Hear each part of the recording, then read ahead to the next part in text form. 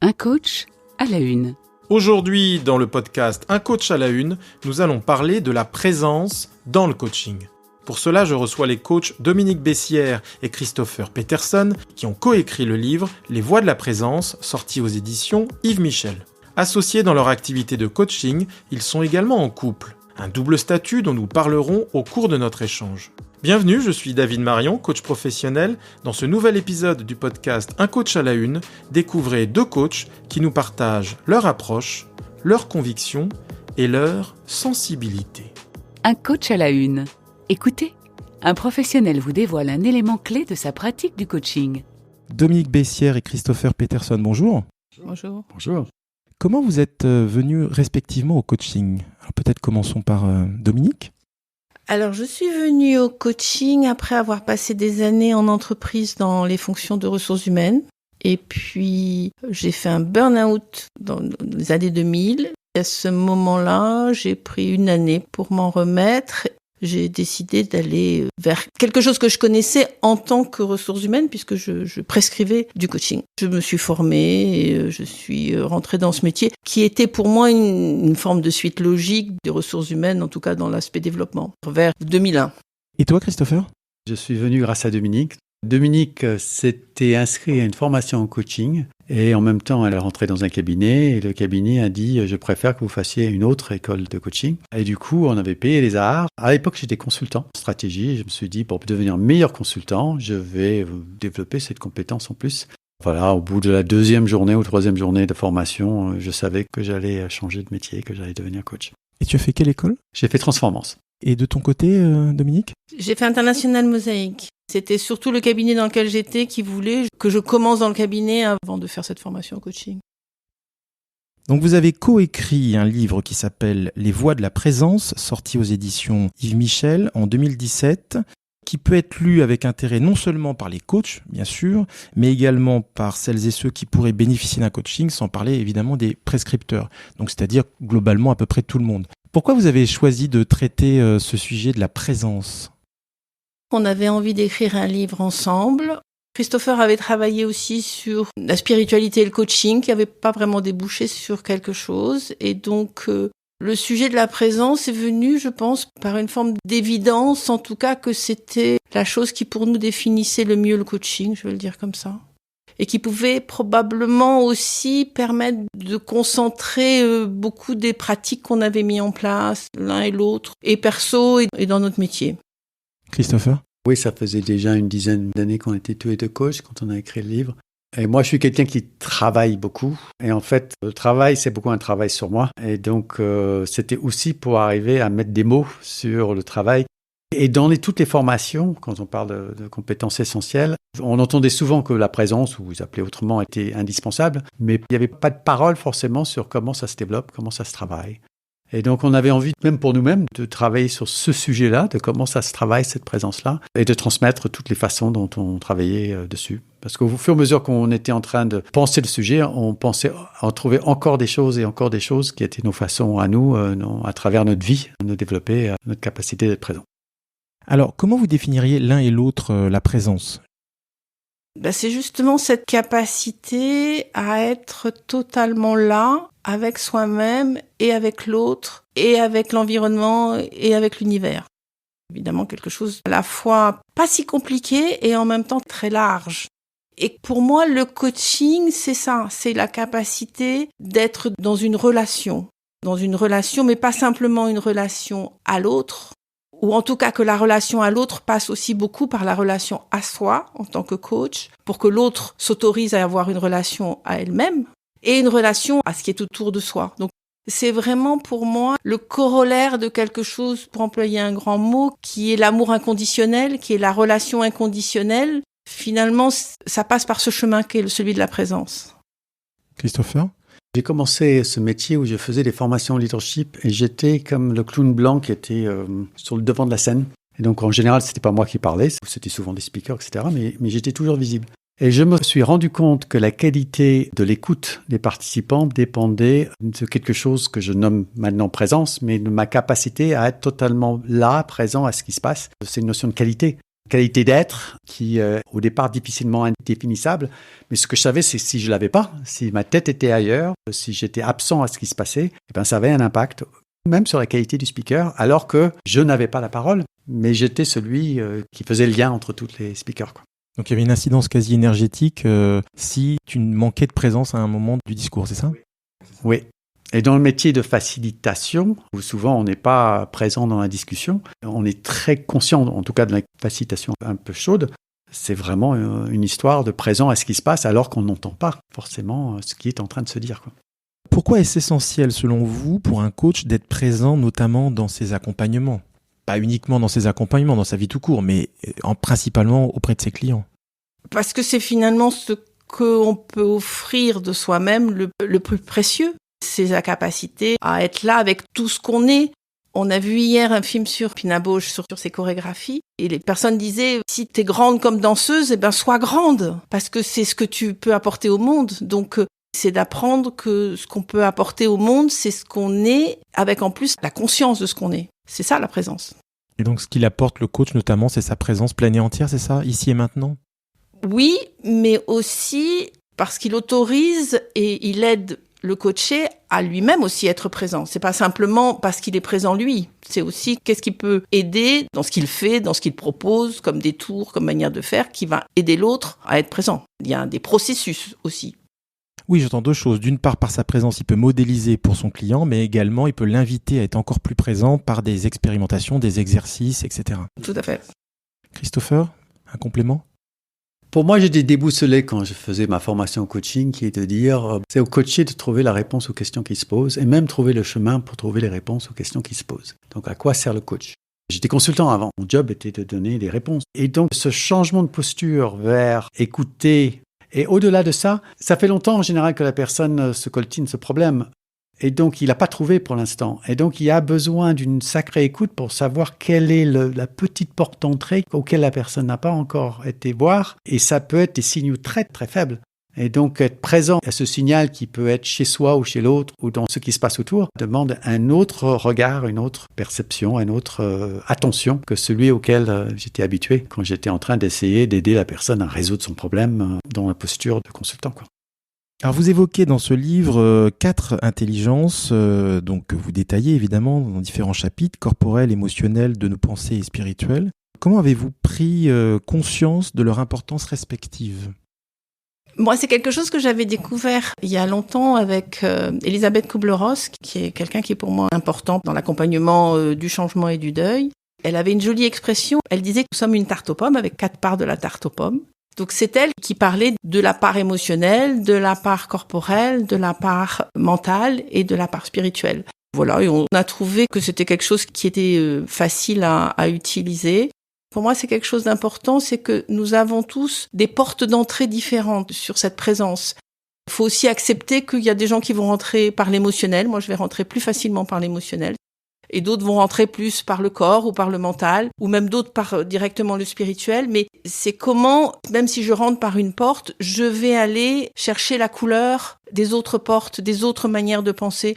Quelquefois, le mot intelligence me gêne s'il est entendu comme mental, mais là, il est vraiment entendu comme capacité à appréhender les choses, à appréhender le monde. Donc, ça me va bien. La difficulté, souvent, c'est qu'on imagine que c'est d'abord mental.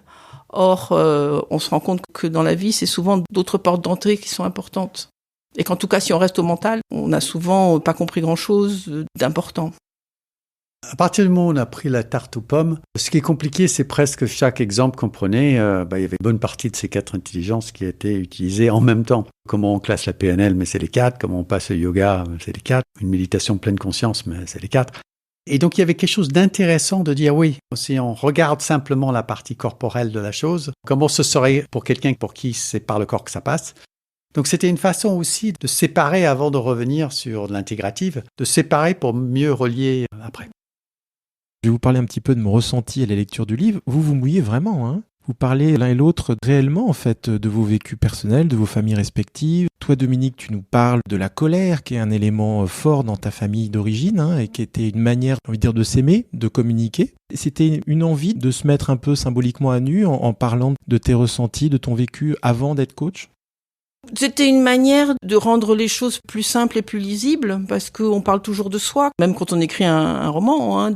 Puis c'était amusant de se raconter nos histoires respectives. On a beaucoup travaillé ensemble et qu'on s'est même connus en thérapie. Donc on savait beaucoup de choses sur nous-mêmes l'un et l'autre avant de vivre ensemble. Donc ça nous a toujours semblé quelque chose d'assez simple à faire. En revanche, j'avais envie de dire des choses, et c'est pas si simple, qu'ils ne soient pas intrusifs pour les autres. Qu'est-ce qu'on pouvait dire qui était utile, mais pas un dévoilement inutile. C'était ça le travail finalement le plus intéressant à faire. D'ajuster le bon niveau d'ouverture.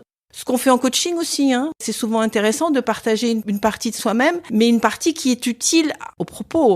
Oui, au service de l'atteinte de l'objectif du client. Voilà. J'avais l'impression que ce qu'on disait était au service du livre. Ah, mais complètement. Mais il y a une forme de dévoilement assez courageuse. Merci. Enfin, moi, je l'ai senti comme tel.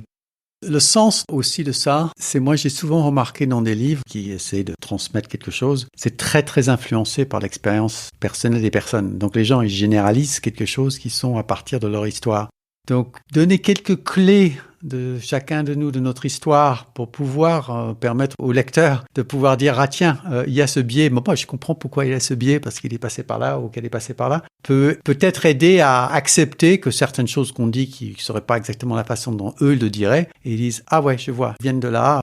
Donc on sait très bien comment les mots peuvent trahir, et une des façons à faire en sorte que les mots soient plus abordables, c'est aussi de savoir d'où on part pour raconter ce qu'on raconte.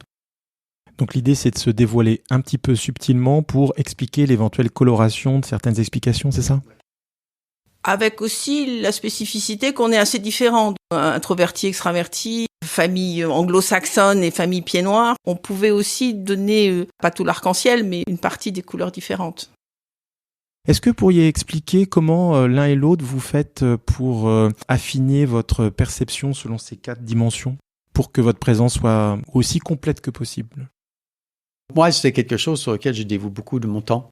On décrit dans le livre, hein, je veux dire, la plupart des approches qu'on dit, c'est nos approches qu'on continue à faire. On était dans un séminaire la semaine dernière où on faisait un travail c'était le même travail qu'on fait à chacun des retraites, mais on apprend quelque chose de différent en faisant le même travail. C'était un travail sur le corps, ça s'appelle Leadership Embodiment, les travaux de Wendy Palmer. Donc c'est quelque chose qu'on a découvert avant qu'on l'écrive et qu'on continue à approfondir. On est convaincu que pour être totalement authentique lorsqu'on utilise un outil ou qu'on utilise une approche, il faut qu'elle soit vécue et il faut qu'elle soit réelle chez soi et il faut qu'on ait vécu mais côté participant. Et si trop longtemps on utilise telle technique en coaching sans l'avoir jamais bénéficié de ses bienfaits en tant que participant, on peut devenir dogmatique et on peut perdre le sens de cette approche. Donc d'abord avoir expérimenté soi-même l'approche avant de la prôner et de l'appliquer, c'est ça ? Voilà. Si on fait par exemple du coaching en marchant, c'est important d'avoir cette pratique et pas juste d'être « je vais coacher les gens en marchant » sans le faire moi-même. J'entends en fait une recherche chez l'un et chez l'autre, en fait, d'une certaine forme d'intégrité, d'alignement entre ce que vous mettez en exergue dans vos accompagnements et qui vous êtes. C'est une grande joie du métier de coach. On a été tous les deux salariés en entreprise, il y a des gaps qui peuvent exister entre la culture de l'entreprise, etc. et puis là où on est soi-même. Quand on est coach, on peut apporter aux autres ce qu'on s'apporte à soi-même. Intégrité, parce que c'est comme ça qu'on est efficace aussi avec l'autre. On peut s'occuper de soi en tant que coach et le plaisir, c'est que ça va être utile à l'autre. On a une chance énorme de faire ce métier. Alors, vous n'avez pas totalement répondu à ma question, mais effectivement, les auditeurs pourront lire votre livre pour en savoir un petit peu plus sur vos pratiques respectives. Mais pour avoir discuté avec vous, l'une de vos convictions, c'est que chaque coach se doit d'identifier les pratiques qui lui semblent appropriées pour lui, pour elle, pour être pleinement présent dans ses accompagnements. C'est ça l'idée ? C'est ça l'idée, et en fait de pratiques personnelles. On est là aussi assez différents. Christopher a pas mal de rituels individuels et personnels dans son côté aussi introverti, où il a besoin de se retrouver avec lui-même. Moi, je vais plutôt aller chercher ma manière de faire avec d'autres, de travailler sur le champ, de travailler avec des groupes de réflexion. Je suis plus avec l'autre dans ce travail sur moi. Et pendant longtemps, je faisais pas de la méditation comme il fallait parce que ça m'ennuie un peu. Et en fait, on médite en marchant, on médite en faisant du jardinage, on médite de plein d'autres manières. J'ai aussi découvert cette partie-là et j'en parle toujours avec mes coachés. Qu'est-ce qu'ils font comme activité qui les aide à se centrer ? Ça peut être des choses extrêmement différentes. Et toi, Christopher ? Donc, comme Dominique a dit, en tant qu'introverti, je peux passer pas mal de temps tout seul. Quand il y a une pratique qui me plaît, j'ai quelque chose que je peux utiliser tout seul. J'ai la chance aussi de pouvoir, s'il y a une activité physique qui me plaît, le repratiquer et d'y prendre plaisir, à insérer ça dans mes disciplines. Moi, je passe presque 2 heures par jour seul à cultiver d'une façon ou d'une autre ma présence, soit par l'écriture, soit par la méditation, soit par des exercices physiques ou des pratiques physiques. Et pas mal seul. Mais c'est parce que je suis introverti. C'est pas forcément la meilleure des chemins, mais c'est le mien. Vous avez des associés. Vous en parlez de comment vos associés cultivent leur présence ? Ça fait partie d'abord de la manière dont on s'est associés les uns aux autres. C'est des gens avec lesquels on a travaillé pendant un bout de temps, passé du temps ensemble et puis défini avec eux quelles étaient leurs pratiques personnelles, aussi bien thérapeutiques. Ça nous semble aussi très important d'avoir fait et de continuer à faire un travail thérapeutique. Donc c'est une sorte de prérequis d'avoir un espace pour favoriser l'alignement, la présence, la congruence, quoi. Oui, on l'appelle même thérapeutique. Et dans nos réunions, on insère des moments, que ce soit de centrage, que ce soit à partir de livres spirituels, si c'est du texte, ou de la poésie, ou des temps de méditation, etc. On met ça, et ça peut être au milieu de discussions pour arriver à se centrer, de discussions très opérationnelles sur comment on aborde tel sujet avec tel client. Donc c'est aussi dans notre quotidien. On est très conscient qu'on peut utiliser le monde du travail pour résoudre ces problèmes interpersonnels. C'est un prérequis de non seulement avoir fait un travail, mais d'avoir un lieu tiers, et pas forcément que de supervision, pour arriver à traiter les éventuels sujets difficiles qu'on vit, qui nous sont propres. Il faut qu'une partie de la boucle, il faut que j'en fasse quelque chose. Il y a des choses que je peux faire avec mes associés, il y a des choses où il vaut mieux que j'aille à mon endroit à moi, parce que ça me concerne, pour ne pas polluer la qualité du collectif. Les auditeurs l'auront compris, en tout cas, je vais le rendre plus explicite. Vous êtes effectivement associé depuis le début de votre pratique du coaching, mais vous êtes également un couple. Comment vous travaillez effectivement cet espace couple, cet espace binôme d'associés, etc. Parce que c'est pas simple d'avoir ces différentes zones d'interaction. Moi, j'ai créé Terre Inconnue et Dominique a rejoint peut-être 5 ans après la création de Terre Inconnue. Avant la création de Terre Inconnue, on n'était pas associés dans le travail. Et donc, on avait chacun, parce qu'on faisait le même métier, notre lieu de supervision, notre lieu de thérapie, et même Terre Inconnue avait son lieu de supervision collective. Mais le fait d'être un couple à l'intérieur d'une structure, le risque était très grand qu'on puisse chercher à résoudre nos problèmes de couple à l'intérieur de la structure. En tout cas, de les vivre, de les traiter.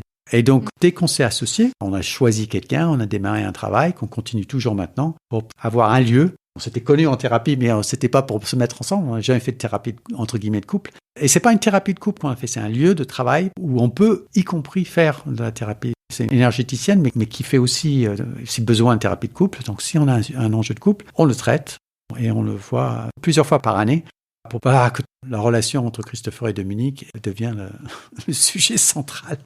D'autant plus que moi, je suis le seul fondateur restant. Ça pourrait facilement prendre beaucoup de place. Et ça fait réagir. Un certain nombre d'associés ont eu du mal à accepter qu'il y ait un couple, ça c'est une des premières choses, et ont eu du mal à accepter qu'il n'y ait pas un chef. Et donc c'est quelque chose sur lequel on est vigilant aussi par rapport aux autres, parce qu'un couple, ça fait réagir dans une organisation. C'est-à-dire que ça suscite de la méfiance, ça suscite du questionnement ? Ça suscite des projections, tout simplement, assez basiques, de parentales. Comment nous, on le vit et comment les autres le vivent.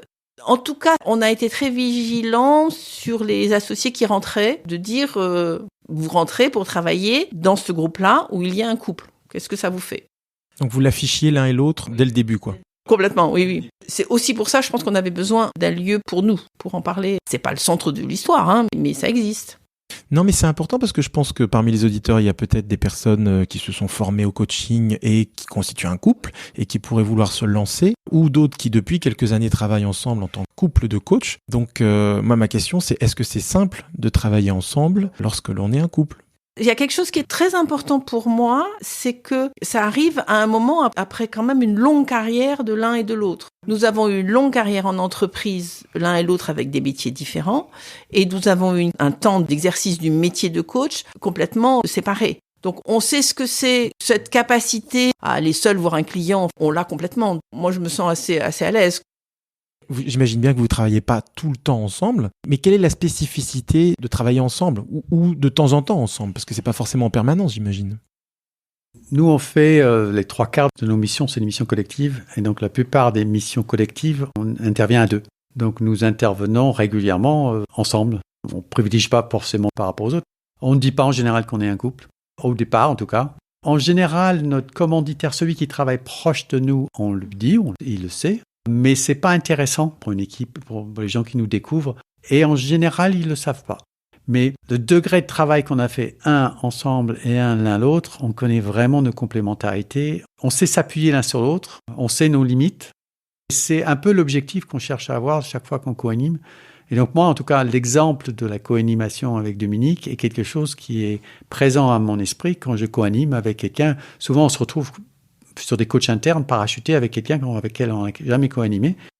Cette capacité à arriver à co-animer aussi bien et être vraiment un binôme puissant. Moi, je suis fasciné par le co-leadership sur lequel c'est pas clair qui est le leader des deux, parce que sur certains thèmes, l'un est leader et sur d'autres thèmes ou sur d'autres aspects, l'autre est leader. Et quelque chose que je pense que les organisations ont furieusement besoin, et les collectifs, voilà, d'avoir ces exemples-là. Voilà, donc on apporte ça et on peut le travailler, nous spécifiquement. C'est un avantage qu'on a par rapport aux autres.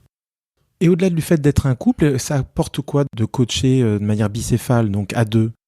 On a la chance d'être assez complémentaires. C'est-à-dire qu'on donne à notre auditoire deux visions sur lesquelles ils peuvent s'appuyer ou sur l'un ou sur l'autre. Il y a une forme de bilinguisme qui se met en place. Le fait d'être un couple fait qu'on connaît bien notre bilinguisme. On peut même le jouer par moment pour aider à ça.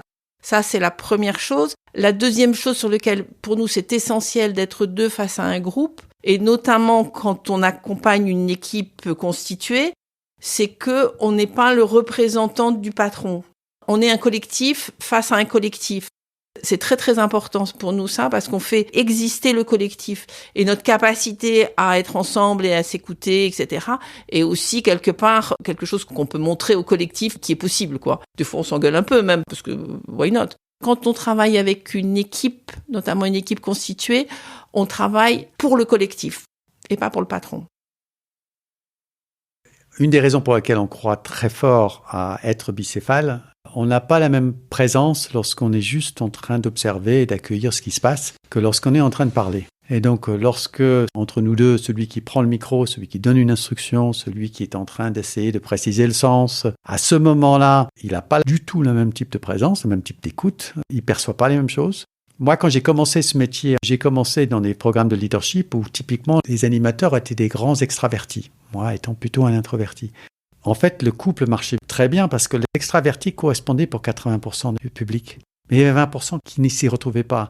Moi, le fait d'arriver faisait en sorte que 100% des personnes pouvaient s'y retrouver par notre diversité d'approche, de façon de présenter les choses, d'écoute. Le fait d'être une polarité permet quelque part à toutes les polarités d'exister. Alors que lorsque vous êtes en mode avec un seul, automatiquement, il va y avoir quelque chose qui va être considéré comme mieux ou moins bien. Ça ouvre réellement, pour moi, le potentiel, et nous, on croit très très fortement à l'intelligence collective. C'est vraiment un endroit pour une invitation à l'intelligence collective et à la diversité. Donc j'entends deux choses, Christopher. Il y a d'une part, en fait, la possibilité pour le coach qui ne parle pas d'écouter, d'observer et peut-être d'avoir une position un peu méta par rapport à ce qui se passe et pouvoir réagir, compléter, ajuster éventuellement. Et aussi le fait que deux personnes peuvent modéliser finalement deux façons d'être complémentaires et différentes. Ça permet aussi, quand on anime, de pouvoir allier le fait d'avoir préparé quelque chose, donc préparer un processus, et de pouvoir, en concertation avec l'autre, changer des choses, aller chercher sur l'émergence. C'est pas une émergence qui ne vient que d'une personne, c'est une émergence où l'autre a pu sentir si le groupe était vraiment présent à ça ou pas. Ça nous évite une forme de toute-puissance qu'on peut avoir face à un groupe en disant « je sens que le groupe a besoin de ça ». Des fois, c'est le facilitateur ou le coach qui a besoin, et pourquoi pas. Mais donc, ça permet à la fois d'aller sur de l'organisé, mais aussi sur de l'émergence. Et ça, c'est très important pour un groupe. Est-ce que vous avez un espace méta pour travailler l'accordage ? Est-ce que vous avez des pratiques pour justement synchroniser finalement vos visions, vos énergies ? Comment vous faites pour travailler ensemble ? Au-delà de la dimension du couple. Une pratique très saine lorsqu'on va se retrouver dans un groupe, quel que soit le binôme, c'est avant de plonger devant le groupe, c'est de faire un vrai temps de méta tous les deux. Un des exercices qu'on aime bien, ça vient de pratiques de Horst, que je crois, c'est d'aller réellement dans un partage sur comment je pourrais perdre ma présence, comment je pourrais ne plus être puissant, et puis dire à l'autre qu'est-ce qui pourrait me mettre éventuellement en difficulté et comment l'autre pourrait aider. Donc il y a des tas de façons de creuser ce qui se passe au niveau du binôme pour arriver à se préparer, à accueillir un collectif et à être deux ensemble. Donc l'alliance se travaille et c'est un temps plus ou moins long, mais moi les accompagnements les plus réussis, c'est les accompagnements où il y a une alliance longue, même avec des personnes qui se connaissent bien. Comment ils ont envie d'être avec le groupe. Et puis on a quelques techniques aussi, comme les cartes qu'on tire au hasard, pour arriver aussi à faciliter la discussion entre nous sur ce qui est en train de se passer. Il y a une autre manière toute simple, c'est recomposer l'espace. Comment on transforme l'espace en un espace commun. Souvent on bouge les tables et les chaises, éventuellement pour les remettre à la place où ils étaient avant, mais qui fait que cet espace devient un espace commun avant que les gens rentrent. L'espace pour moi est très important. C'est une partie de notre métier, c'est notre capacité à tenir l'espace. Et je pense que tenir l'espace à deux, c'est au sens figuré, mais c'est aussi au sens propre. Une sorte de réappropriation, même symbolique. Même symbolique du lieu, et tout est important dans un espace. Est-ce qu'il y a table, pas table, comment on met les choses, comment on arrange le lieu, comment le lieu devient un lieu. Déjà à deux, il y a cette alliance-là, elle est très importante pour moi. Ok, je vous propose en fait de faire un premier intermède à notre entretien et je crois que Dominique, tu vas nous lire un extrait de votre livre commun. La relation avec cette énergie nous ouvre des horizons merveilleux. Nous étions cette énergie à la naissance et en grandissant, nous en avons perdu la conscience. Peu à peu, nous la recontactons. Nous sommes responsables de ce que nous faisons, de cette poussière d'étoiles, de notre énergie en nous. L'aventure de ces livres nous a appris que l'essentiel est le développement de l'intelligence spirituelle, celle qui permet de trouver ses repères internes pour s'orienter et apprécier sa propre présence au monde. Présence qui permet de mener une vie riche de sens, de vitalité, de joie et de sérénité, quelles que soient les péripéties sur le chemin. De sentir pleinement cette poussière d'étoiles en soi, la laisser briller et la suivre à chaque instant, et que l'important, c'est que l'on s'aime. Avec, j'imagine, le double sens du dernier mot, semer ou s'aimer. Pourquoi avoir choisi en fait d'abord ce texte qui est le texte conclusif de votre livre commun ? Parce que l'expression poussière d'étoiles est une expression qui définit bien de ce que c'est qu'être humain. Et puis parce que finalement on conclut sur l'intelligence spirituelle. Je me souviens quand on l'avait écrit, on s'est dit c'est le chemin vers lequel on va. C'est aussi un élan vers cet aspect spirituel qui pour moi a été un long chemin parce que le mot spirituel pendant des années, moi française laïque, ça a été un mot difficile à faire rentrer dans mon vocabulaire et qui maintenant est rentré dans mon vocabulaire et qui depuis quelques années est aussi entendable dans les organisations, en tout cas dans un certain nombre d'organisations, ce qui nous fait vraiment plaisir.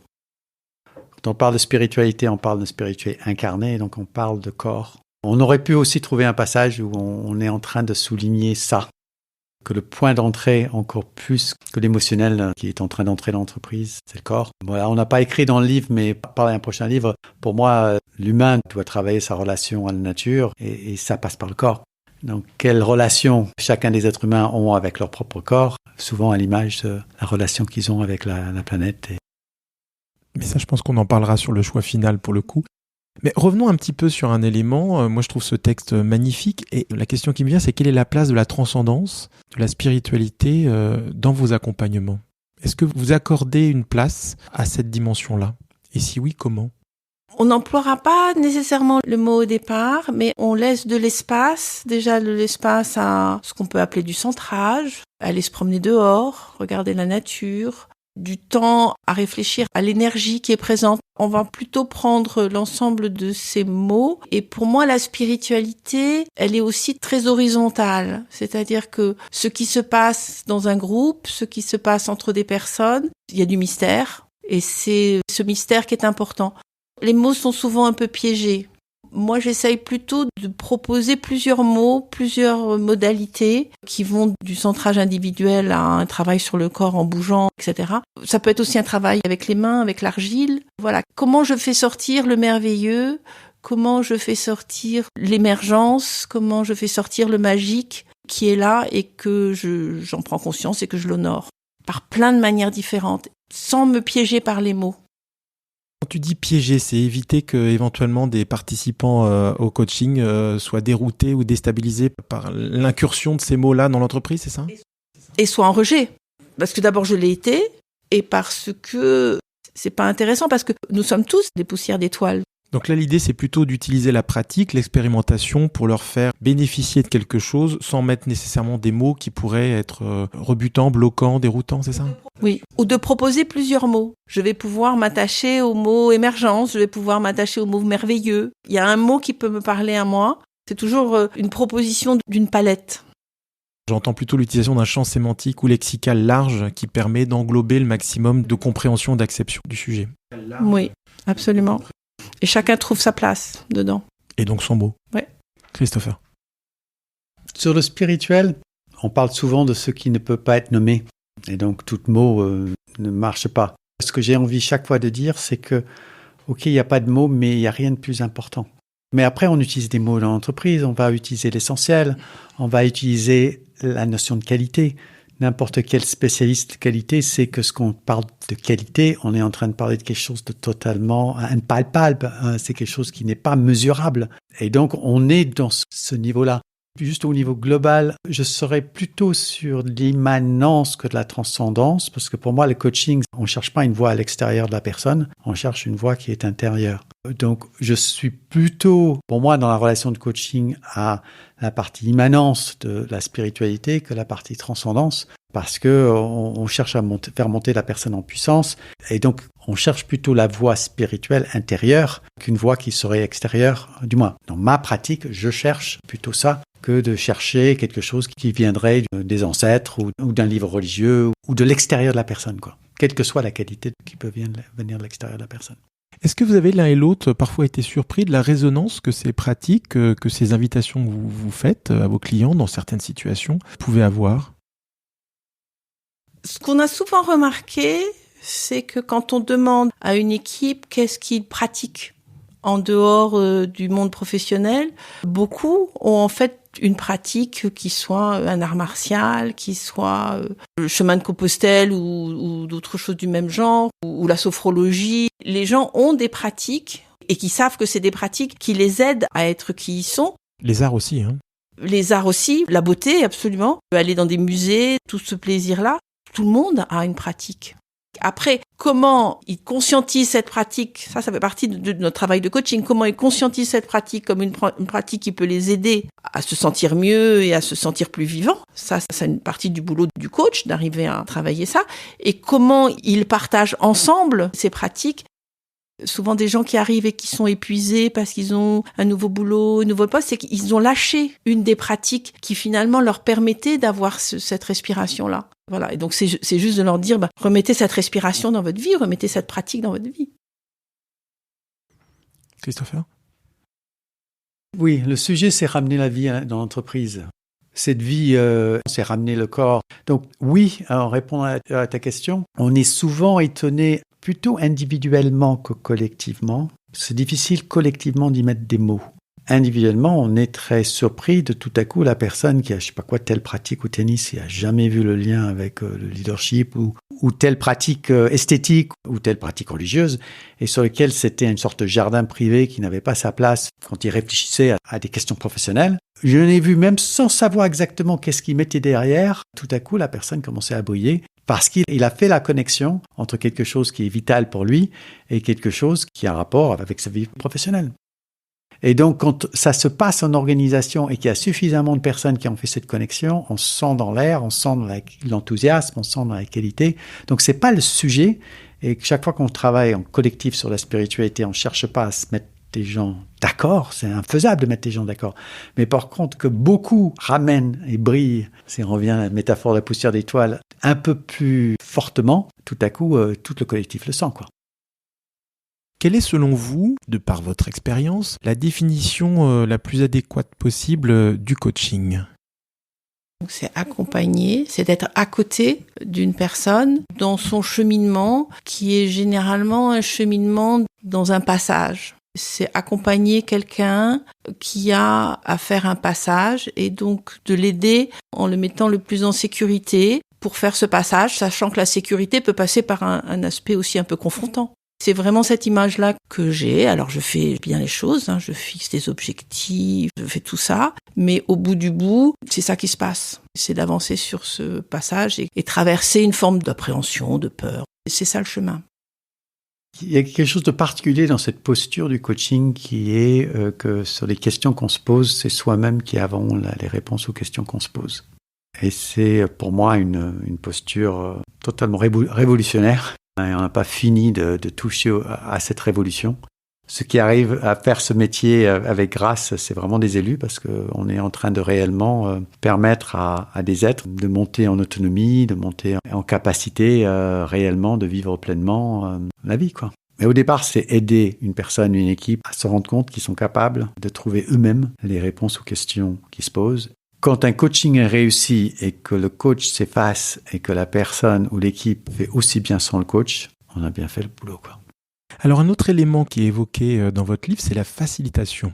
Est-ce que vous pourriez définir pour les auditeurs la facilitation, en quelques mots ? Alors Terrain Inconnu s'est fondé au départ avec 2 coachs et un facilitateur. Donc c'était clair, le facilitateur disait « je ne suis pas coach ». Alors c'est une certaine forme de facilitation, c'est de la facilitation à l'intelligence collective. Pour moi, la différence entre facilitation et coaching, c'est qu'un facilitateur ne suit pas ce qui est en train de se passer. Il ne participe pas aux conversations.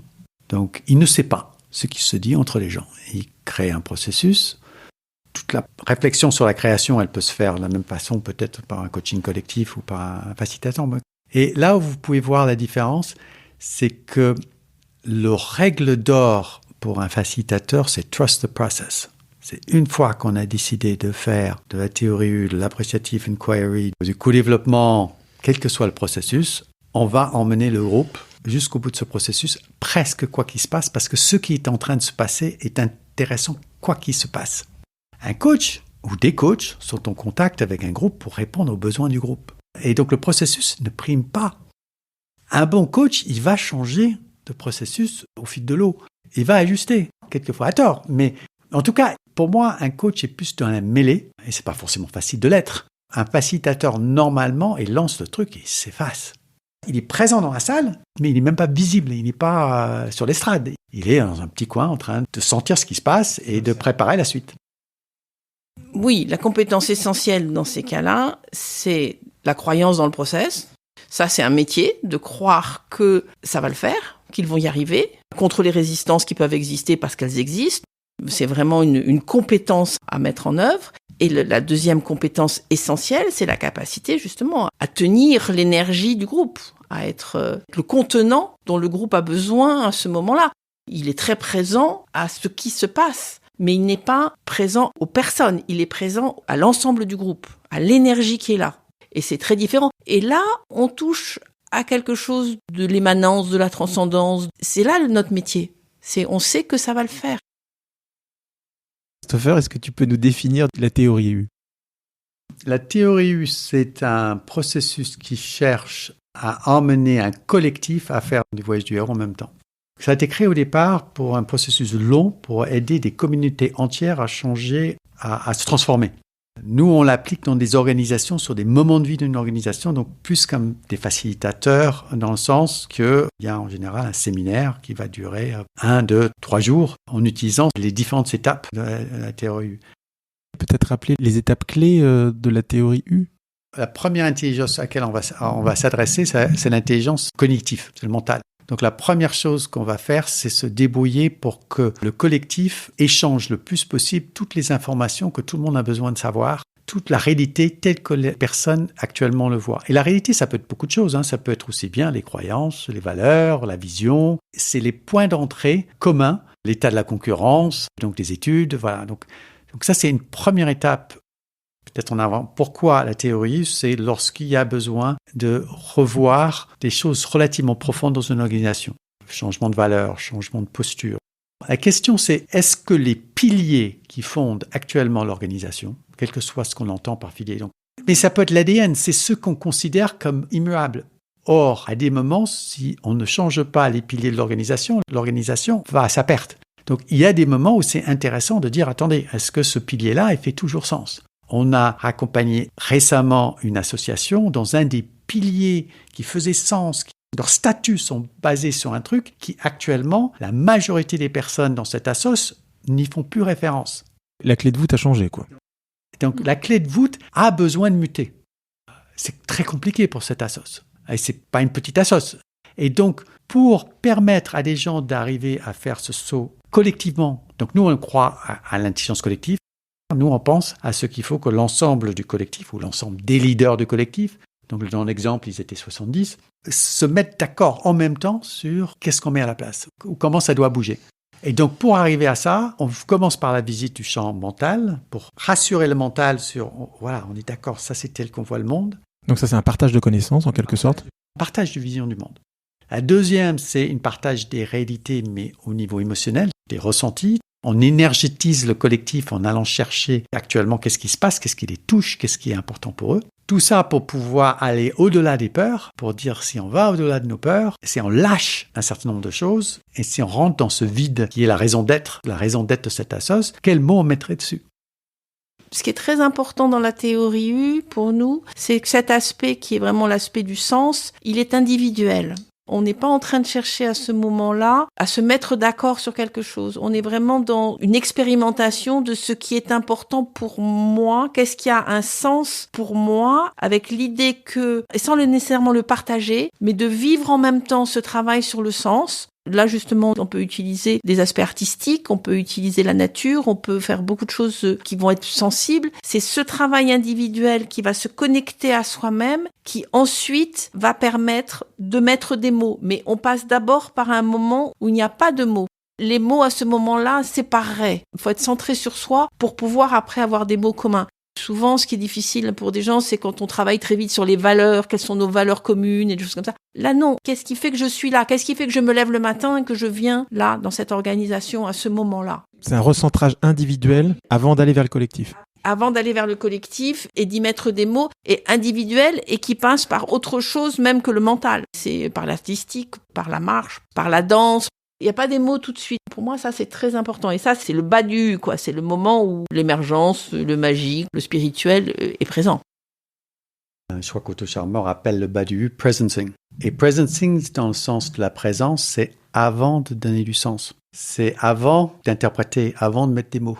Quel est ce besoin ? Et c'est automatiquement des aventures uniques, individuelles, qui après, mis ensemble, créent un orchestre et on trouve le moyen, mais chaque aventure est une aventure unique et individuelle. Mais l'ensemble des personnes sont invitées à le faire en même temps avec un processus. Parfois, on est fait dans un musée et tous les participants avaient à choisir une œuvre et que l'œuvre les aide à avancer par rapport à cette réflexion collective, mais le sens qu'eux, ils donnent à un niveau très personnel et très intime. Donc là, on est au bas du U. Et alors, comment on fait pour remonter ? Donc la première chose, c'est de mettre des mots sur ça, c'est-à-dire d'arriver à cristalliser une vision, de passer de quelque chose qui est sensible et difficile à nommer à quelque chose qu'on arrive à mettre un mot, un concept, une image, de mettre forme. On est quelque part sur de la reconstruction. Donc la première chose à reconstruire, c'est de s'entendre sur une vision, sur un projet, sur des valeurs. Et c'est là on revient à l'objet de pourquoi on est en train de faire ça. Si on parlait de l'exemple de la voûte pour l'association, c'est quoi ça pourrait ressembler la prochaine voûte.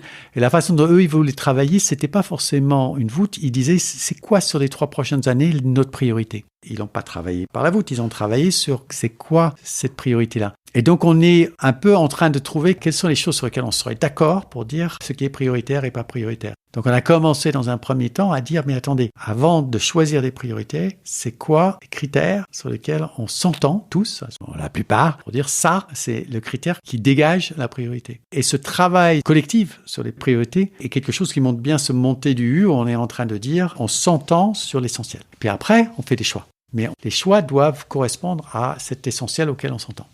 Qui est une émanation du collectif et des ressentis individuels pour le coup, c'est ça ? Oui. Et après, on fait plus classiquement des plans d'action et comment on les met en œuvre, etc. Et l'exemple d'une fusion. Fusion, c'est vraiment un moment où il faut reconstruire ensemble sur des bases différentes. Donc, ce travail-là et de descendre le bas du U ensemble et de pouvoir le remonter, on l'a vécu avec des gens qui au départ se regardaient, en plus c'était international, en chien de faïence. Fusion-acquisition, c'est vraiment un moment sensible et quasi vulnérable pour une organisation. Complètement. Et si vous rajoutez des Français, des Allemands, on rajoute aussi des complexités et des visions de l'autre un peu caricaturales, quoi. Voilà. Et alors, l'un et l'autre, vous avez vécu ces moments d'accompagnement d'une fusion-acquisition ? Oui. En rendant anonyme, vous pourriez donner quelques éléments de compréhension ? Et chercher à créer une nouvelle vision.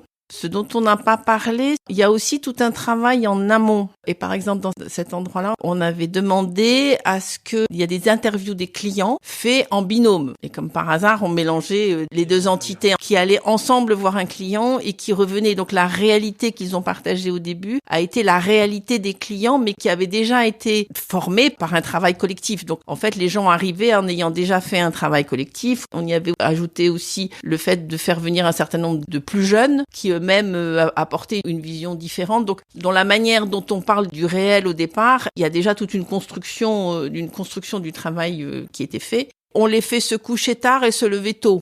Le bas du U, c'est souvent un peu tard et puis c'est un peu tôt le matin pour qu'ils sortent autre chose que ce qu'on avait fait avec eux dans un très bel endroit où on avait aussi mis de la nature et aussi mis de la beauté. Alors, est-ce à dire que la fatigue facilite un petit peu la baisse du contrôleur ? Absolument. La fatigue est le différent. Sortir de l'écosystème habituel, puis de faire sortir la nuit, par exemple, d'aller marcher dehors la nuit. Après, on va au rythme des gens. Par exemple, on avait imaginé de les faire marcher dehors par 2, et ça a été trop compliqué. Il fallait que ce soit 3. 2 était trop intime. Donc, on avance aussi dans ces cas-là avec nos clients. Et on a une particularité, peut-être pour terminer sur la facilitation quand on fait ça, qui est de co-construire avec ce qu'on appelle un groupe miroir. En fait, on co-construit ce temps-là avec 10% de la population, on va dire comme ça, qui en amont nous aide à construire ce temps-là. Et ils sont aussi nos ambassadeurs pendant ce temps-là. Mais c'est très important, cette co-construction avec une partie du collectif. Donc, c'est-à-dire les ambassadeurs, ils jouent un peu le rôle d'alliés, en quelque sorte, du processus ? On leur demande pas de faciliter avec nous, mais ils ont co-construit en amont le processus avec nous. Ils sont au courant de ce qui va se passer. Et nous, ça nous permet de pas faire de bêtises aussi, de pas employer des mots qu'il ne faudrait pas employer. Les cultures d'entreprise, c'est aussi complexe. Donc, il y a rien de mieux que les personnes en interne pour nous aider. Donc, ils sont partie prenante pour vous aider à avoir finalement la sémantique, le vocabulaire le plus adapté à l'entreprise et à l'écosystème. L'écosystème et puis les processus jusqu'où on peut aller un petit peu loin, mais pas trop. Presque bêta-testeur, quoi. Tout à fait, voilà. Est-ce qu'il y a un autre élément à compléter peut-être, Christopher ? Je peux donner un autre exemple. C'est une SS2I, très grosse SS2I française. Et donc, on a été appelé par la R&D. Sa problématique, c'est-à-dire qu'il y avait une R&D centrale, et puis il y avait des R&D dans toutes les filiales, et les filiales, c'était souvent des sociétés rachetées par le groupe. Et la question, c'est comment on fait, en fait, une R&D commune. Ils avaient envie de créer une charte de fonctionnement de la R&D.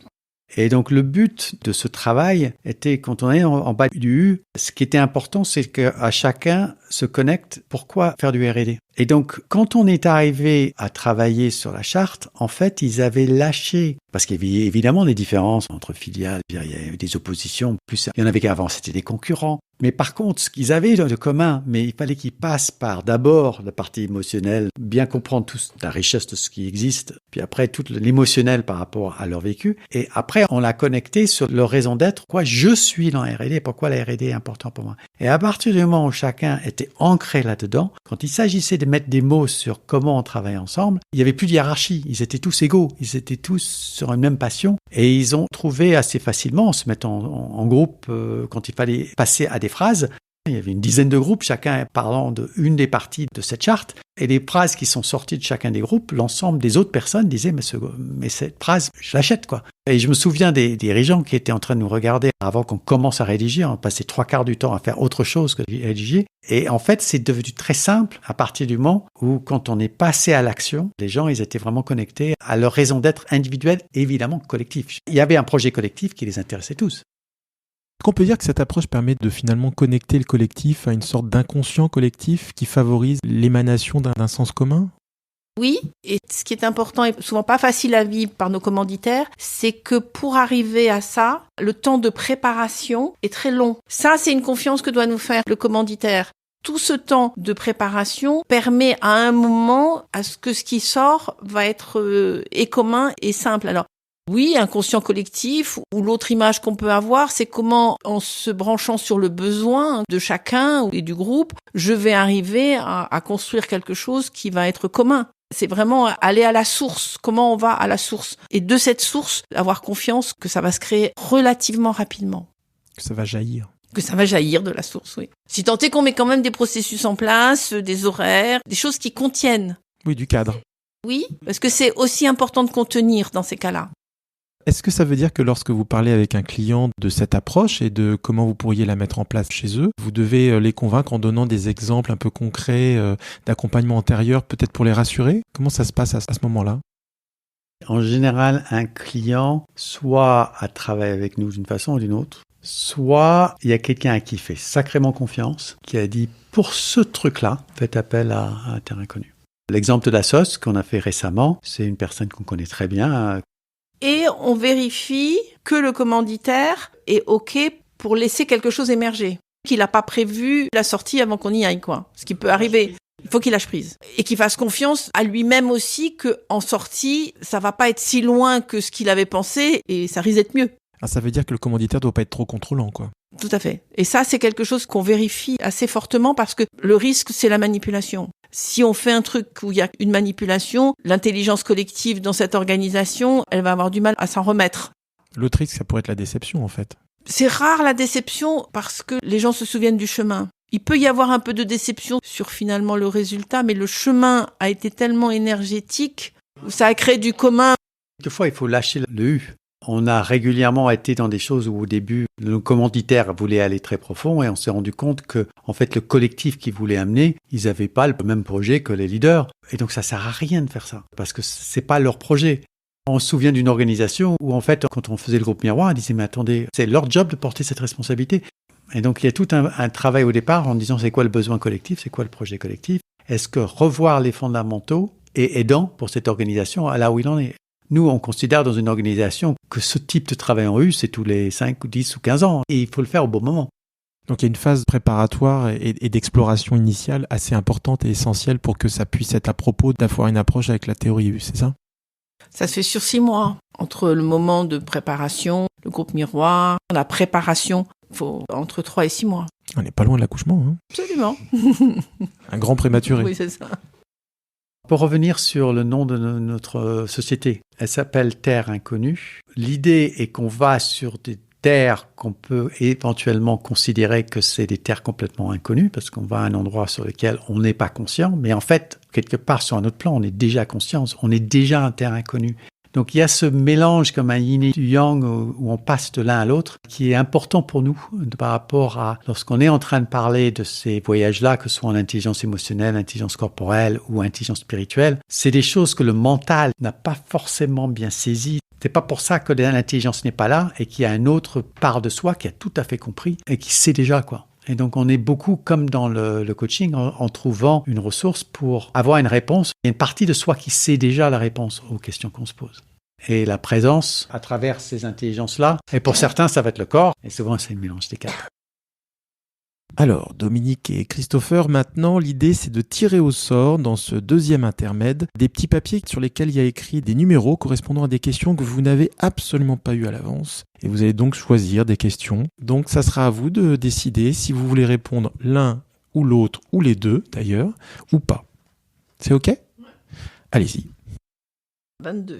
As-tu déjà considéré que tu avais raté une de tes séances de coaching ? Et si oui, quelle en a été la raison ?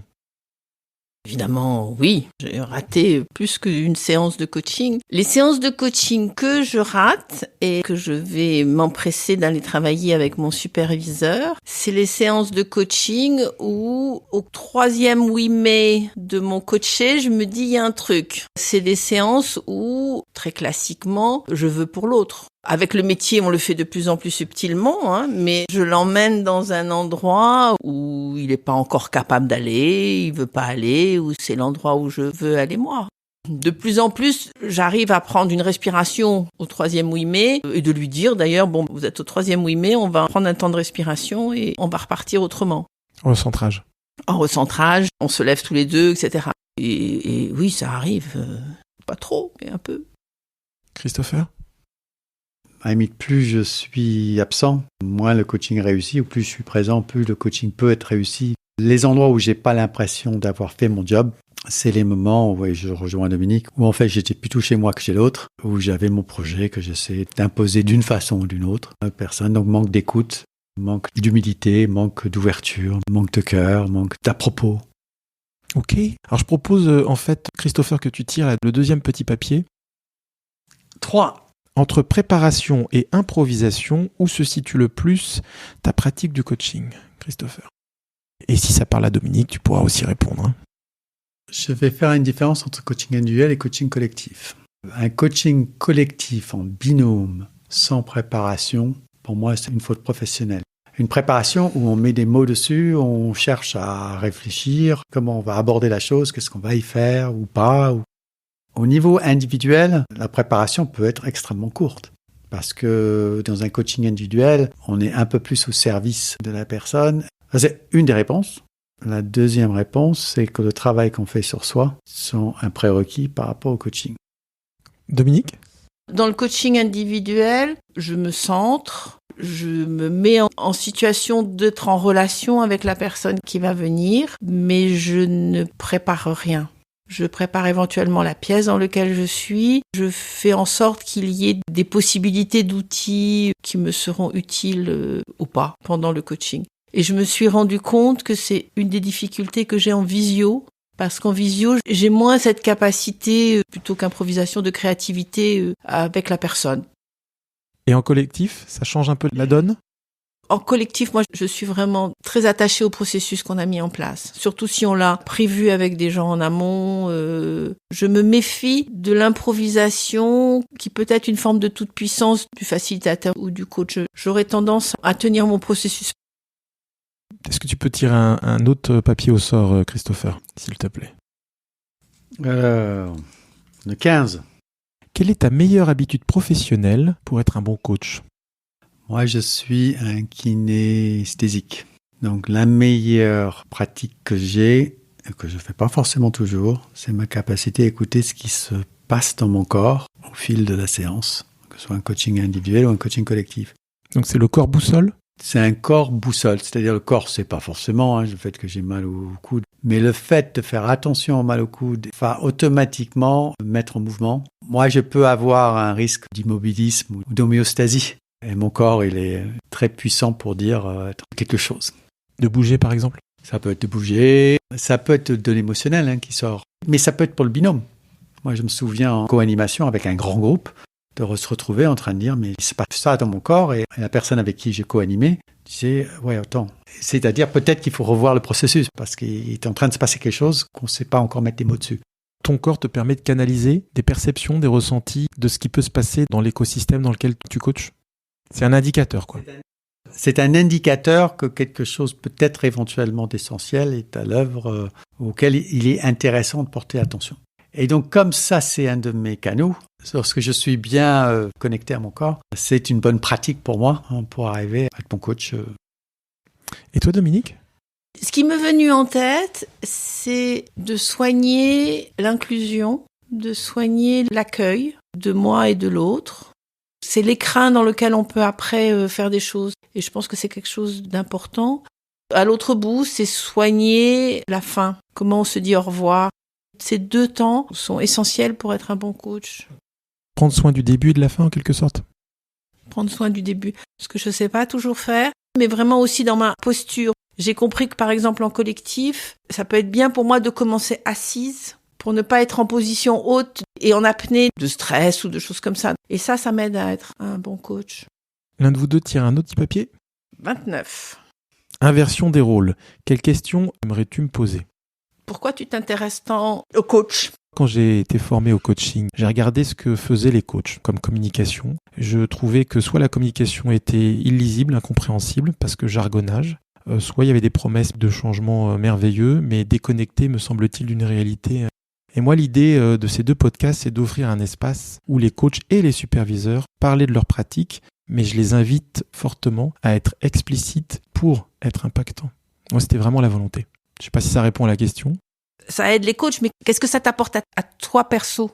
Un mois après cette interview, je vous demanderai un feedback téléphonique. Et tous ces feedbacks, parce que j'ai fait quand même plus de 50 épisodes maintenant, m'ont permis de développer une approche que j'appelle le coaching par l'interview, qui est vraiment l'essence de ma pratique, parce que moi j'adore interviewer. Je trouve que c'est vraiment faire émerger du sens, mais faire émerger aussi de l'intime.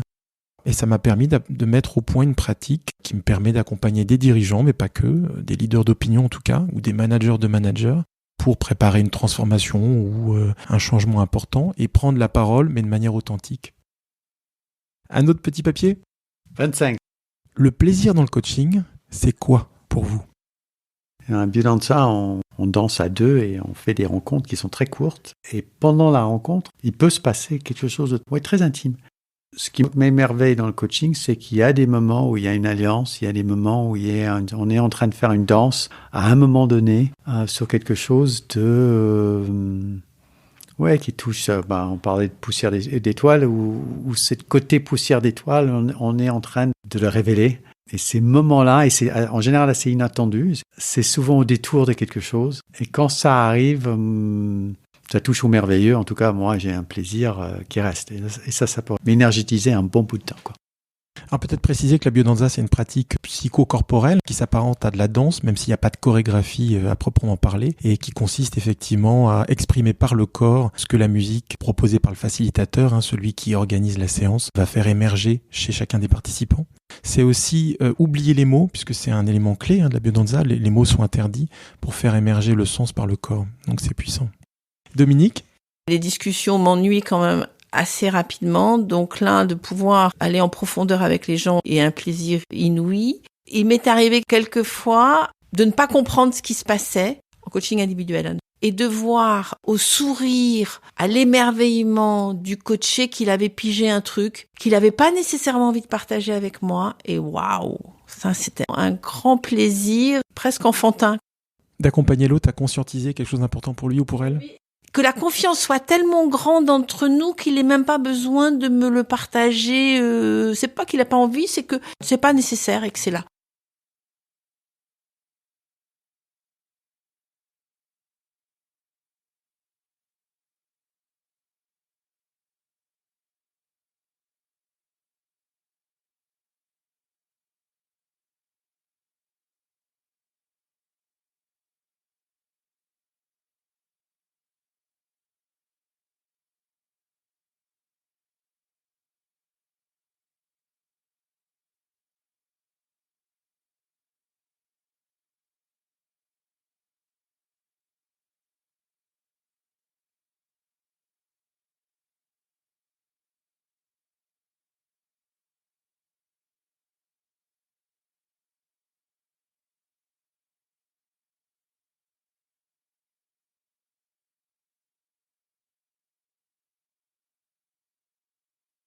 Alors, pour faire une transition vers la suite de notre entretien, je vous propose de choisir entre les chiffres 32 et 33 qui correspondent à vos choix musicaux. 32. Alors, écoutons à présent un extrait de la chanson choisie pour faire une transition vers la suite de l'interview. Sorry, it's all that you can say. Years gone by and still words don't come easily. Like sorry, like sorry.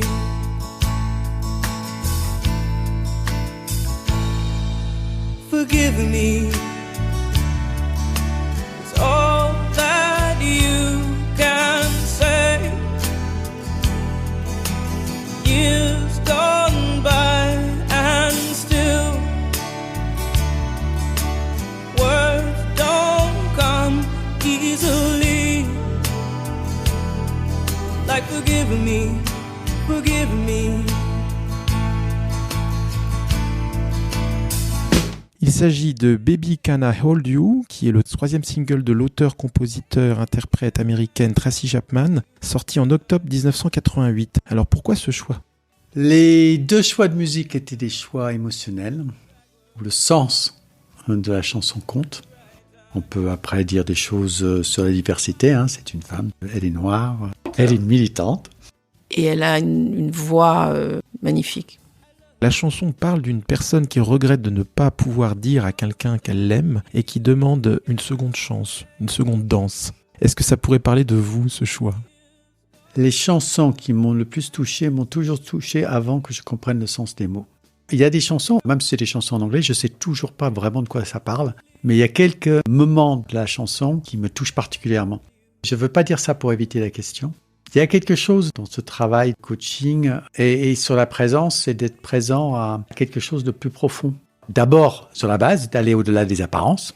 Donc ça, c'est déjà un deuxième niveau. Et même de continuer à aller au-delà, d'aller de plus en plus vers l'essentiel, vers le corps en anglais, le cœur, ce qui est au centre. Moi, j'ai envie d'ajouter que se donner une seconde chance, on le fait tous les jours. À soi-même? À soi-même, aux autres, au monde, oui.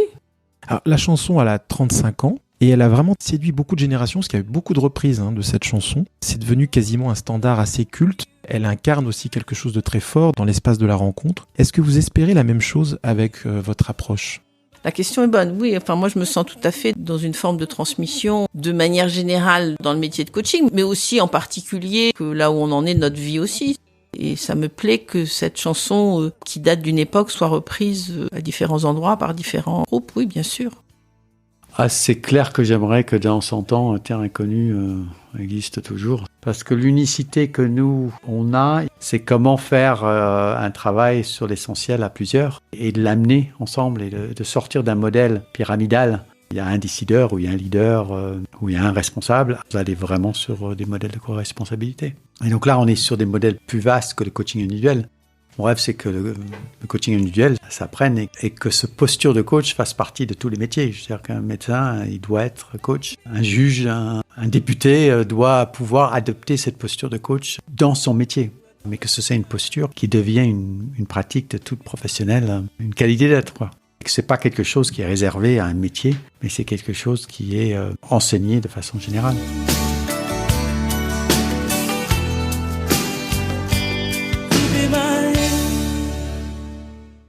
Ok, alors je vous propose de passer à la troisième partie de l'interview. Comment êtes-vous supervisé en solo et en duo ? C'est très important pour nous. Nous avons une superviseure qui prend soin de l'entité Terres Inconnues, donc avec l'ensemble des associés, depuis le début. Et sinon, j'ai un superviseur individuel. J'ai eu pendant longtemps une personne qui faisait office de thérapie et supervision en même temps. Et puis là, j'ai décidé depuis 1 an de séparer. Et j'ai 2 personnes différentes. Une personne qui est sur la supervision et une personne qui est plus en thérapie, qui elle est gestaltiste. Et tu l'as choisi comment ? Par son humilité et le fait que dans nos métiers, ce qui devient compliqué en supervision, c'est quand même un petit microcosme. Et c'est quelqu'un qui a des interférences dans différents métiers qu'on a et qui me l'a posé assez simplement et en me disant si ça arrive à un moment, on en parlera. Nécessairement, on jongle avec plusieurs balles. Il faut juste pas en avoir trop. J'aime bien aussi en supervision travailler sur ces mélanges de genres, même avec mon superviseur. Et toi, Christopher ? Moi, je suis accompagné sur le corps depuis longtemps. J'ai fait de l'art martiaux, actuellement c'est un Shenzhen. Mais pour moi, ça fait partie de la réponse à cette question. C'est de la thérapie, c'est une deuxième réponse à cette question. J'ai fait de la supervision pour moi, aussi bien dans des groupes que de la supervision individuelle. Le travail qu'on fait en 2, c'est avec une énergéticienne, et c'est une dimension très différente, et apporte vraiment une richesse très grande à notre pratique et un regard très complémentaire sur ce qu'on fait. C'est plus que de l'énergéticienne, on fait un travail initiatique. Initiatique, oui. Parce qu'on considère que la dimension spirituelle, il y a une dimension initiatique qui a besoin d'être accompagnée là-dessus. Pourquoi, selon vous, c'est essentiel d'être supervisé et de rester supervisé, même après des décennies de pratique du coaching ? Parce qu'on peut entendre ici ou là des coachs dire « Ah mais moi, ça fait 20 ans que je pratique, j'en ai plus besoin ». Une des choses la plus difficiles pour le coach, c'est d'accepter de ne pas savoir. Plus on a d'expérience, plus cette posture est difficile à tenir. Voilà une des réponses par rapport à la nécessité sans fin d'être supervisé. Deuxième chose, c'est on n'a pas les mêmes défis au fil de l'âge. À un moment, on va arriver à, au revoir. C'est intéressant d'être supervisé lorsqu'on atteint cette étape-là. Et puis la dernière chose, alors là, on le voit dans notre société, c'est les lieux d'aveuglement. On est imparfait. Donc d'avoir une seconde chance pour arriver à voir autrement, c'est très très très important. On ne peut pas faire ce métier sans être supervisé. Le sage sait qu'il ne sait pas. C'est la base de la sagesse à avoir dans notre métier. Enfin, je ne ferai pas rentrer dans ma communauté un coach qui n'est pas supervisé. Et nous demandons aux coachs de nous attester qu'ils sont supervisés. Ce que font parfois les clients aussi, demander un certificat de supervision. Oui. Oui. Comment percevez-vous l'évolution du coaching en France ces dernières années ? D'abord, moi, je voudrais dire qu'on a automatiquement une vision très très parcellaire. Même si on travaille avec 20 coachs. Et c'est plutôt des coachs d'une certaine seniorité. Moi, l'évolution que je vois au niveau du coaching en France, c'est l'évolution où de plus en plus de personnes se forment au coaching sans devenir coach. Je trouve que c'est une super évolution. Il y a toujours eu un mensonge, le nombre de personnes qui vivent vraiment du coaching, c'est très, très faible. En général, les gens vivent d'autres choses et ils font du coaching. Je ne connais pas les statistiques du marché, mais j'imagine que l'offre par rapport à la demande le dépasse. Savoir utiliser le coaching pour être un meilleur manager, pour moi, ça, c'est l'évolution. Si on regarde le monde du coaching du côté des clients, il y a des choses qui se développent, qui vont faire qu'il va y avoir des mondes assez différents. C'est-à-dire qu'il va y avoir des plateformes avec des choses qu'on va appeler du coaching, avec quelques séances, mais ça, c'est pas notre métier à nous. Et puis, il y a du coaching plus en profondeur. C'est peut-être bien qu'il y ait des palettes assez différentes de coaching. Donc, je pense que, voilà, si ça se développe, c'est plutôt aussi une bonne chose. Et alors, quel est le rôle des coachs dans la société en pleine mutation dans laquelle nous vivons ? La posture de coach, d'ailleurs, elle est essentielle dans notre société parce que comment chacun prend la responsabilité de qui il est et que le coach peut aider à ça.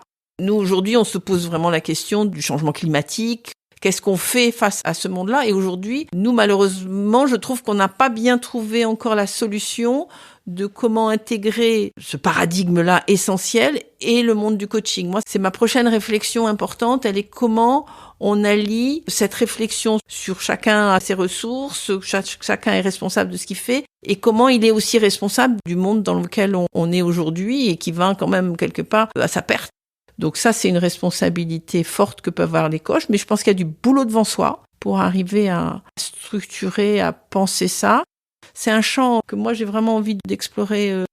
Après, l'attention qu'il faut avoir avec le coaching, c'est que le coaching, il est quand même vécu beaucoup comme quelque chose d'individuel, l'individualisme. Ça, c'est un danger du coaching, c'est-à-dire de penser qu'il n'y a des solutions que pour chacun individuellement. Donc, c'est comment on y rajoute du collectif et des processus qui pourraient ressembler à du co-coaching, à du travail en commun. Mais comment on fait du collectif autour de ça, je pense que c'est aussi quelque chose à développer parce que on a des demandes dans des organisations où on veut coacher chacune des personnes d'un codir. Pourquoi pas, mais qu'est-ce qu'on fait du collectif en tant que collectif ? Là, il y a quelque chose auquel il faut faire attention.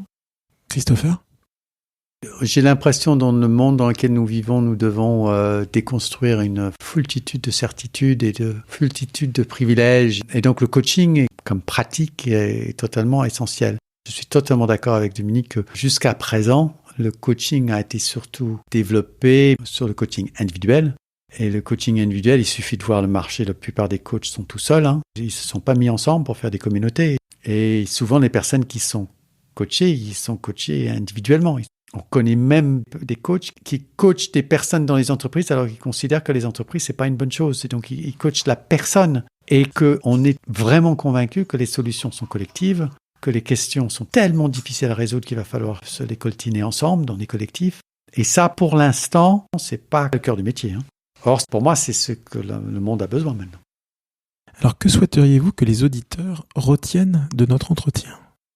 La première idée, c'est autour de la présence, de l'alignement, d'être soi, de travailler sur qui on est soi, de toutes les manières possibles et jusqu'à son dernier souffle. Tant qu'on est vivant, on est en mouvement, en recherche d'alignement et en recherche d'équilibre parce qu'on est tout le temps déséquilibré et c'est très bien. Ça s'appelle la présence ou ça s'appelle autrement, mais c'est cette recherche-là. Et chacun a son chemin, chacun a sa porte d'entrée. Faisons confiance à chacun pour trouver son propre chemin pour ça, si tant est qu'il n'en choisit pas qu'un. Parce que ça peut-être une autre notion importante. C'est-à-dire que on a vu des gens qui ne se mettaient qu'à travailler sur du spirituel et je trouve ça dangereux parce qu'ils perdent une partie de leur humanité qui est leur corps et leur émotion et l'inverse sur l'émotion ou le mental. Le coach, il est là pour accompagner ça dans le fait que lui, il le travaille et qu'il aide son coaché ou le groupe à être conscient de ses ressources. Sur la présence, vraiment cette importance d'explorer et de continuer à explorer et ces intelligences émotionnelles dans tout ce qui est la relation à l'autre et cette intelligence corporelle dans toutes ses dimensions. Et donc la deuxième chose qui est un peu la spécificité de nous, c'est comment faire ce travail à plusieurs, comment faire le pas vers l'autre et d'apprendre de l'autre en même temps que d'avancer seul. J'espère qu'on a donné encore plus envie d'explorer quelque chose de nouveau à chacun qui nous a écoutés. Et chacune. Nous allons faire un autre intermède avec l'évocation d'un roman graphique que j'ai choisi pour notre entretien. Pour vous, j'ai choisi La route du bloc, une vocation à l'épreuve du réel de Lisa Sanchis, édité par Delcourt et sorti en septembre 2022. Alors pourquoi j'ai choisi ce roman graphique ? C'est que lorsque je vous ai rencontré sur un événement dédié au coaching d'équipe, vous aviez évoqué le fait que parfois vous accompagnez des collectifs au sein du milieu hospitalier notamment. Est-ce que vous pouvez nous en dire quelques mots ? Oui, on a accompagné plusieurs équipes dans les hôpitaux. Moi, j'ai un souvenir d'avoir accompagné il y a quelques années toutes les équipes de l'hôpital pour travailler sur leur nouvelle vision et d'avoir, par un processus qu'on avait mis en place collectif, permis à la fois les administratifs, les soignants et les médecins de s'écouter dans leurs problématiques, leur vécu, etc. Et plus que de s'écouter, ensuite pouvoir répéter et redire de manière empathique ce qu'ils avaient entendu et senti. Et j'ai un souvenir encore très fort de ces moments-là, où les soignants notamment étaient quasiment en larmes d'entendre les médecins et les administratifs répéter avec leurs mots ce que eux ils avaient dit de leur vécu. Et comme à l'hôpital, c'est tellement difficile que ces métiers puissent se comprendre, se parler et partager, alors que ça peut sembler tellement évident, le même vécu. Il y a quelque chose de particulier dans les hôpitaux qu'on peut retrouver dans l'enseignement, où la vocation de la personne ne correspond pas forcément à la réalité de leur quotidien. Et donc ce travail de lier le sens profond à la réalité, on voit aussi ça chez les fonctionnaires, le sens du service public. Comment arriver à se ressourcer dans ces racines-là, dans ce sens-là, pour arriver à faire l'effort d'aller au-delà de ce qui est facile, d'aller à la rencontre de l'autre, d'aller passer de l'individu au collectif. Et quand c'est réussi, il y a beaucoup d'énergie. On a travaillé récemment sur l'intelligence collective dans un hôpital où c'était des personnes en plus importantes dans l'hôpital qui ont tous dédié une demi-journée de leur temps à un travail en collectif. Et la directrice, elle avait peur que les gens ne viennent pas ou viennent qu'une heure, etc. Et lorsque on touche suffisamment bien au projet collectif, c'est des gens qui sont capables de vraiment mobiliser une belle énergie pour puiser dans leur vocation pour arriver à trouver des solutions collectives. Alors, je vais peut-être donner quelques éléments de ce roman graphique. L'auteur part du témoignage de son conjoint, qui est un chirurgien aussi brillant que passionné, pour décrire une vocation qui se heurte à de terribles obstacles, du réel justement. Et au-delà de cette trajectoire individuelle assez édifiante, ce roman graphique dresse le portrait au vitriol, en fait, d'un système hospitalier à bout de souffle. Est-ce que dans les accompagnements que vous avez réalisés, vous avez senti cette urgence à faire évoluer les choses ? Une des particularités de nos accompagnements à nous, c'est que on n'est pas appelé pour essayer de remédier à des systèmes en souffrance. Oui, on a vu des exemples, mais des exemples où des personnes essayaient vaille que vaille dans un système difficile, dans un système avec des incohérences totales, à s'en sortir. Donc nous, on n'a pas, pour l'instant, été dans les endroits où il y a le plus de souffrance. Et quand on dit nous, c'est Christopher et moi, parce que dans l'équipe, on a Étienne Lavis qui, lui, vient du monde hospitalier et lui, il connaît ce monde en souffrance. Le collectif, si on arrive à le faire vivre, il existe. Par exemple, nous, on a travaillé avec un hôpital où ils ont choisi collectivement qui allait devenir chef de pôle. C'est un choix collectif. Donc, il y a un fond étonnamment collectif qui existe, mais qui est complètement entravé par l'expertise individuelle des gens. Mais quand ils arrivent à dépasser ça, il y a un terreau qui peut tout à fait être favorable. Le directeur qui essaye de faire ça, il dit « Je suis dans une start-up ». Mais parce qu'il essaye de développer un esprit start-up. Alors je vais quand même préciser que ce roman graphique propose beaucoup de chiffres, beaucoup d'explications sur comment se déroule une opération, donc c'est un véritable document. Les dessins sont légers, il y a beaucoup d'humour, et je pense que ce roman graphique mérite vraiment d'être lu. Alors à présent, je vous propose d'écouter un extrait de votre choix musical pour incarner symboliquement le thème de cet épisode, et nous en parlerons juste après.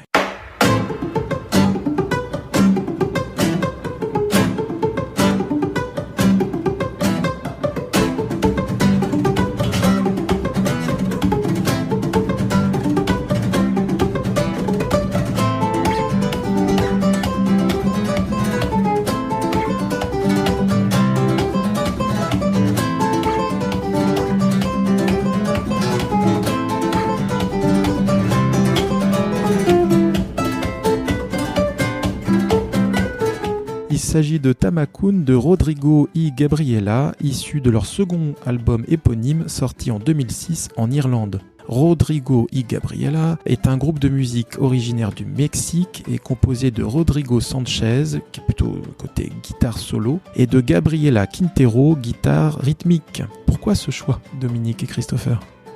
D'abord, c'est parce que c'est un duo, c'est un couple, qui a une énergie absolument magnifique, qu'ils tissent ensemble la musique qu'ils font. Ils utilisent aussi des percussions sur leur instrument et c'est génial. Et leur histoire est intéressante. Ils sont arrivés du Mexique à Dublin. Je crois qu'ils ont vécu avec pas grand-chose au départ. Et puis petit à petit, ils sont devenus hyper connus. Et puis c'est pas mal parce qu'il n'y a pas de paroles. C'est pas mal aussi ça. Il y a beaucoup d'énergie. Et c'est gai. Il y a de la gaieté. Quelque chose sur le duo, c'est pas évident de savoir qui est le leader là-dedans. C'est intéressant parce que celui qui est a priori le virtuose du guitare, c'est plutôt l'homme. Mais si vous regardez, vous voyez très bien que celle qui est la plus extraordinaire, c'est la femme. Et d'avoir deux musiciens extraordinaires qui sont ensemble et où l'extraordinarité de chacun est évident. Et c'est le duo qui fait le tout. Peut-être que ce que nous, on peut dire, c'est que la présence ermite, nous, ça ne nous intéresse pas. Nous, ce qui nous intéresse, c'est la présence dans la relation, c'est la présence dans le collectif, c'est la présence en contact avec. Une des choses qu'on n'a pas forcément dit, nous, on est vraiment très intéressés chaque fois par le projet du collectif. On n'est pas en train de faire du coaching comme du développement personnel. Il y a toujours un lien avec la raison d'être de l'organisation, du métier, du profession. Au niveau graphique, on est dans la réalité dans toutes ses dimensions, pas juste sur la partie noble, la partie très très concrète. On est vraiment une démarche très holistique de cet accompagnement.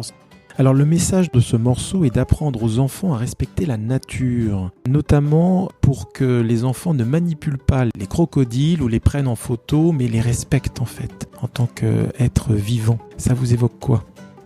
Ça me fait pleurer. Rien de plus important. Et on peut parler de l'enfant dans chacun des adultes qu'on accompagne.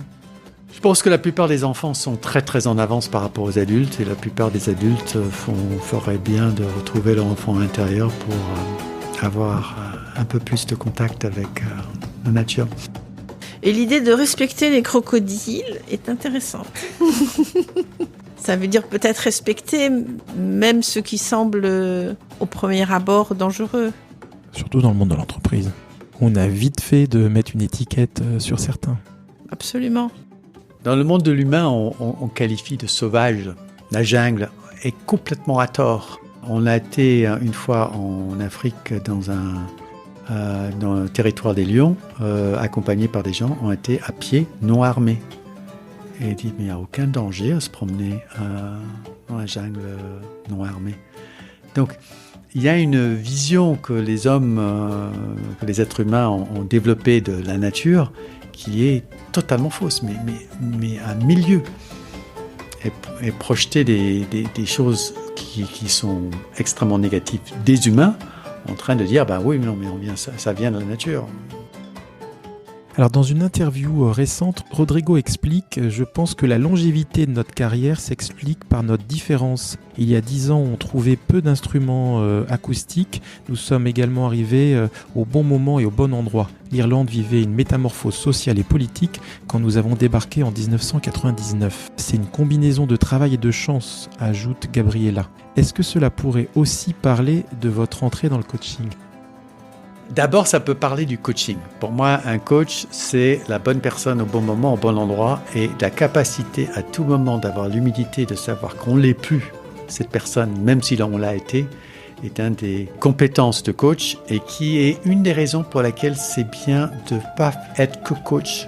Parce que peut-être qu'à un moment, on n'est plus fait pour être coach et il faut savoir se retirer. Et j'aime bien l'idée d'acoustique aussi, c'est-à-dire d'être vraiment sur le cœur du métier. En fait, ils sont virtuoses, mais ils ne rajoutent rien à leur virtuosité que le plaisir d'être ensemble et le travail qu'ils font. Je précise aussi que depuis 2009, ils sont rentrés au Mexique en fait. Ils ont eu un grand succès en Irlande et d'ailleurs dans toute l'Europe. Et depuis, ils sont retournés vers leurs racines. Après 2h40 d'entretien, qu'est-ce que vous ressentez ? Un grand merci pour les surprises et pour les coïncidences par rapport aux musiques qu'on a choisies, à des échos que ça pouvait donner. Je partage la gratitude et la bonne fatigue, c'est-à-dire que à la fin d'une animation où les gens disent on est fatigué mais c'est de la bonne fatigue. Et merci parce que c'est aussi la relation qui fait ça, la relation avec toi. Avant de clore notre entretien, je vais rappeler le titre de votre livre commun, Les Voix de la Présence, sorti par Yves Michel Éditions en 2014, ainsi que le roman graphique dont nous avons parlé tout à l'heure, intitulé La Route du Bloc, une vocation à l'épreuve du réel, de Lisa Sanchis, sorti aux éditions Delcourt en septembre 2022. Merci Dominique et Christopher d'avoir accepté mon invitation de parler de présence dans le coaching. Dans Un coach à la une, en l'occurrence, ça aurait peut-être pu s'appeler Un couple de coach à la une. Merci beaucoup. Merci à toi. Merci beaucoup, David. Un coach à la une. Merci de votre écoute. Découvrez nos 2 séries de podcasts intitulées Un coach à la une et Parcours de coach sur le site www.lemediadescoachs.com. Vous pouvez nous écouter sur toutes les plateformes d'écoute et sur la plupart des applications dédiées au podcast. Si l'épisode vous a plu, s'il vous plaît, notez-le favorablement sur la plateforme d'écoute ou l'application que vous utilisez. Cela contribue à développer la notoriété de nos productions. Par ailleurs, vous pouvez liker, commenter ou repartager nos épisodes sur les différents réseaux sociaux où nous sommes présents, à savoir LinkedIn, Facebook, YouTube, Twitter et Instagram. À très bientôt pour un nouvel épisode. Un coach à la une série créée par David Marion et produite par le Média des Coachs.